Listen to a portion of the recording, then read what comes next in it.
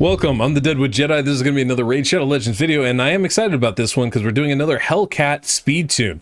And this is the supercharged Helicath. You will see this on my website.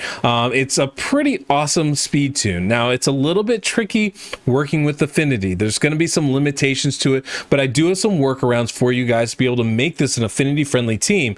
But basically what we're doing is we're bringing in Helicath and two other 4-3 ratio champions. And yes, this team can work on both Ultra Nightmare and Nightmare. It is a little bit, tricky to make that work perfectly. You do have to do a gear change in order to make that work, but that shouldn't be too incredibly hard in order for you to be able to do, because the gear change is fairly significant enough where it should be fairly easy.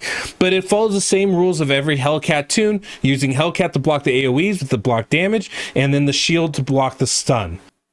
Now, before we get into showing how this team actually works, I do want to remind you, if you enjoy today's content, please consider subscribing and hitting that notification bell. That way you know when the next one of these videos comes out. And of course, if you enjoyed today's music, we do have that Soundstripe link down below in the pinned comment description of this video. You can use my code DeadwoodJedi and save 15%. And then very last, if you guys enjoy this kind of work, you want to do a team like this yourself, feel free, come over to my website. I have all these speed tunes listed on there. I have access to the calculator on there with a free membership, and you can go ahead and build your own teams or try to replicate this one. And if you're looking for some work, maybe you want me to go ahead and build that team for you, or one of my team members, you can go ahead and go for account takeovers and account services. We have that available on the website as well. So this is the team that we're going to be using today. Now, I do want to be very clear about this. The only champion you absolutely have to have in this team is Helicath. Yes, you do need his A3 booked. You don't need his A2 fully booked. You don't need the cooldown on it to make that work, but you do need the A3 booked. All the other champions, you can switch out for other champions depending on what you want to get out of this. I think this is a pretty good setup here, but I'm going to talk about both the pros and cons of the team I'm using right now. But, I built this on chat today, and I let the chat kind of choose some of the champions that we're going to be using today, mostly to give you guys a little variation in who can be used for these teams, right? So we're going to be using Helicath. We have Helicath in the lead, so we can get that speed aura bonus from her and build everybody a little bit slower. We have Sepulchre Sentinel in there as well. That's going to make us affinity friendly, sort of, right? For this build, it'll help us stay alive and work out well. She's also going to give us that increased defense buff, so the shield from Helicath is going to be very large as a result. Bone Keeper's in there for the decreased defense and raw damage. Fenshi's in there for some extra poisons and raw damage as well. It's actually a pretty darn good team. These are really good champions for Clan Boss. Maybe not meta, but definitely good and worth looking at. So let's go ahead and take a look at the champions and how I geared them out. Now, the sets I put on them aren't really important, so I'm not going to go focusing on that, but let's go over the stats and stuff that we have on them. We have Helicath here. I think really good attack, good speed on her, good crit rate, crit damage, and the accuracy is a little bit under what I'd like. Now, you can notice the masteries are going to be defensive tree. Didn't finish filling it out. It's not really that important. It's not going to make a huge difference. The big thing is we're taking the mastery that's going to up her shields that she gets from Helicath, and the one that's going to reduce the damage she takes after multiple attacks every time. Those are pretty much all we need to worry about in the defensive tree, right? As well as, mixed sets kind of on her. With Sepulchre Sentinel, same thing. We do have Sepulchre in a lifesteal set. It's not really necessary because the shield never breaks. It's that good. But you can see 207 speed. We've got 5100 defense, 218 crit damage, 100% crit rate. Now, no accuracy on Sepulchre. We don't need the decreased attack. One thing I do want to point out, though, before I get too far into this, the speeds are really low because we're using Helicath's speed aura. So the actual speeds, the true speeds, are a little bit faster. The true speeds we need for Sepulchre Sentinel are like 220, Helicath is 192. But obviously, go to the website, check out the link. I should have that pinned down below as well in the comments, so you can definitely check that out if you want to see how this would work with your team without a speed aura. And then, of course, we have Bone Keeper, and Bone Keeper is going to be doing 5400 attack, 246 crit damage. She can slap. Good accuracy to land that decreased defense, and 209 speed. Obviously mixed sets with her. We are going offensive masteries and defensive masteries like most of these champions here. The one exception is Fenchi, who we do have in the support tree, and there's not really a necessary need for that. We could easily go down the defensive tree as well, but Fenchi does play some poisons. I want to try to extend that as much as possible, so we want support tree. It's not going to make a huge difference. Good attack though. You can see 5800, 255 crit damage, 257 accuracy, pretty low speed at 157. Gotta love speed auras. And then very last we have Helicath, and Helicath, of course, massive defense is what we're looking for. So 5700, 226 speed. The aura really helps us gear him out. And then we got a lot of crit damage, good crit rate, and good accuracy to land that weaken debuff. And that's basically all we need for this team, and it should work really nicely. Now, you can see I did prioritize Helicath skills. We don't necessarily need to do that, but I always like to just ensure that they happen at the right time. We also are prioritizing Sepulchre Sentinel skills for the same reason.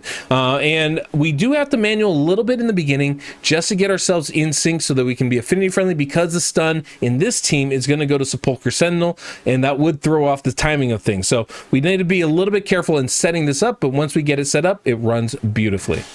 Okay, so as we get into the run here, basically we can full auto the start, right? I have it set up so the very first turn shouldn't be an issue at all. And we're gonna go ahead and run it auto right from the get-go. Now, the one exception I need to do is on turn 4, because Sepulchre's about to take a stun, that's gonna throw off the timing of her A2 skill. So I need to delay enough in the middle of this run so that she can place that at the right time for the, for the majority of the run. Now, this isn't affinity friendly in the sense that it will not work for Spirit Affinity. The slow debuff will definitely mess us up. So if you wanted to use a 4-turn block debuff champion like a Sepulchre Sentinel, there is a way around it, and that's basically bringing in a buff extender, someone that would fit into that Fenchi slot, but would be able to extend the duration of that block debuff skill, and that would help keep you affinity friendly. That's the only way to make it work with a 4-turn cooldown champion like a Sepulchre Sentinel. If you want to use a champion with a 3-turn cooldown and a 2-turn duration like a Brogni, you have a lot more flexibility. You don't really need to bring in an extender or anything else. And you can see I autoed right there with Sepulchre's A1. This is how we're gonna make this work. I need to do that one more time here. A1, boom. And we're gonna have to do it one more time after this, and then we should be in really good shape. So basically right here, she's gonna have one more attack. And at that point, I need to A1 it.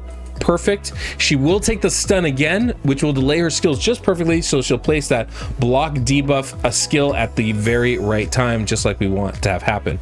So I think that should work out just perfectly. Yep, there we go. And now she'll go ahead and place that block debuff skill, and at this point we'll be fully in sync. Now the team is technically in sync right now, right? We're gonna get a double turn from Helicath as well as Sepulchre Sentinel right before the AoEs, and we're gonna get a double turn from Bonekeeper, who's also at a 4-3 ratio right before the stun. So who can actually take the stun? Well, definitely not our 4-3 champion, Bonekeeper. That will not work. She's gonna drop the shield, as you can see right there. The other champion that's gonna drop that shield is gonna be, I believe it's Fenchi, but not Urticata. So right now we should be in sync fully. You're gonna see this fully work at this point. Urticata should have a shield. Sepulchre Sentinel should have the shield. Both of them should also have block debuffs on, so that they are going to be the perfect stun targets for your team. The ones that you don't want to take are the other 3 champions, right? Helicath, Fenchi, and Bonekeeper. And I know I'm repeating myself because it's important to understand how that works. Now, the hard part with this comp is blocking the debuffs, because it just doesn't sync up from the jump, and there's no way to really get into it. A cleanser will not work for this team. The best option, like I said, is of Underpriest Brogni or a Tatura Rhymehide, where you prioritize the A2 skill. Both of them have a 2-turn duration on that block debuff, and that would work really, really nicely with this type of a team. You want to put them in the slow slot where Fenchi is. It's basically like a 171 speed spot, and they'll go last between the AoEs every turn, and that'll cover most of your team for both the AoE debuffs as well as the stun. So that's your best option. But if you don't have that option, if you have to use a 4-turn cooldown champion like a Sepulchre Sentinel, bring in a buff extender. A Valerie would work, a Hellborn Sprite would work, but ideally you're using either a Sandlash Survivor or a Godseeker Aniri for that spot, and they will extend that debuff long enough for you to be able to continue to stay affinity friendly throughout the fight. And that will work on Nightmare as well. On Nightmare, it is tricky also, so you just got to be careful with that. Make sure you look at the duration of the buffs on the calculator, make sure to read the notes on the website on the speed tune, and everything should work out fine. But let's go ahead, I'll get off the screen, we'll play some music and jump to the end here.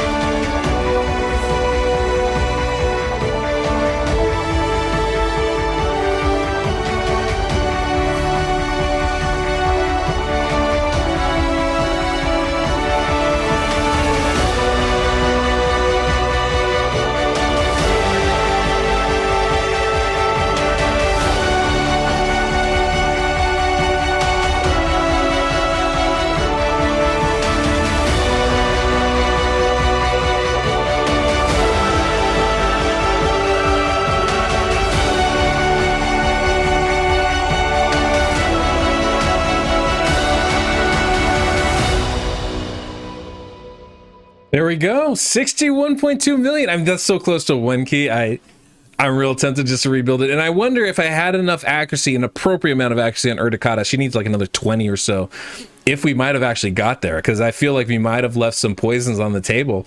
It's a pretty good team, right? Fenshi's really good. Bonekeeper, Helicath, really good clan boss champions. If you don't have some of the OP legendary champions or even OP epics, they are solid substitution champions and they hit hard. I don't know if you noticed, Bonekeeper doing some big smacks with that A3 skill, and Fenshi with those triple attacks, just getting so many Giant Slayer procs is really nice. But Helicath still holding his own. Amazing champion, amazing champion. So anyway, this is definitely a team that I think is going to be useful for a lot of you guys, something to look at as you're trying to figure out a Helicath team to build. So big question, is the supercharged Helicath the team to build? I mean, it's fast, it hits hard. Maybe. Really depends on your team. The hard part when you're building these kind of teams is you need Helicath to go at a specific spot in the order, right? It needs to take that double turn before the AoEs. It needs to go last before those AoEs and put up that block damage skill. So it's a little bit tricky. Also, you don't want anybody taking a double turn between the AoEs, because all of a sudden now they're kind of vulnerable to that hit. So it's a little bit tricky to get it to work really, really well. And the hard part with these teams, the more speed you start putting on these champions, the more likely they are to go at times in the turn order that you don't want, and also won't work as easily on Nightmare as it does on Ultra Nightmare. And that's kind of the case here, right? This team actually works better on Nightmare than Ultra Nightmare, but you know, trying to stay affinity friendly, bringing those right champions can be a little bit tricky. And so this is probably not a team I would necessarily recommend over some of the others we've built. And there's some other really good Helicath teams. Those are teams I would probably recommend first because they are so strong all the same, and they're easier to run. You don't have to change anything about. On this, you do need to change some gear to be able to go from Ultra Nightmare to Nightmare. And so that can be a little bit, you know, less popular a choice, I would say. But it's definitely a great option, you know. And if you're struggling, if you're trying to make that move in Ultra Nightmare using 3 keys anyway, I don't see any reason why you wouldn't want to do a team like this. And for certain champions on your squad, this is going to be better. You know, some champions really need that 4-turn cooldown to be effective. This is a build that can do that for 2 of them, which is pretty ridiculous. And if we start thinking about, you know, highest damage potential with Helicath teams, this one's probably going to be up there on that list. So it's a really good team. Definitely, you know, recommend giving this a look at the very least, because I do feel like there's some solid potential to this type of a squad. But that's the team. That's the team. I'm pretty happy with it. I think it was actually really good results, especially using a lot of off-meta champions. You can see that there's plenty of champions out there in this game that can be really effective for you. And I keep doing this. Every one of these videos, I've had a different DPS, and the reason is very intentional. I want you guys to be able to see that you can swap out champions. You don't have to go, well, he used Helicath, I have to use Helicath. That's not the case. You can definitely utilize the champions that are on your account, and that is the key to a good clan boss team, making sure the best out of the champions that you have, right? So hopefully this is another option for you guys. I mean, I know this is another option for you guys, but hopefully it's one that you guys can take advantage of. So thank you guys for sticking around. Make sure to go ahead and subscribe, hit that notification bell. Until next we meet, I'm the Deadwood Jedi.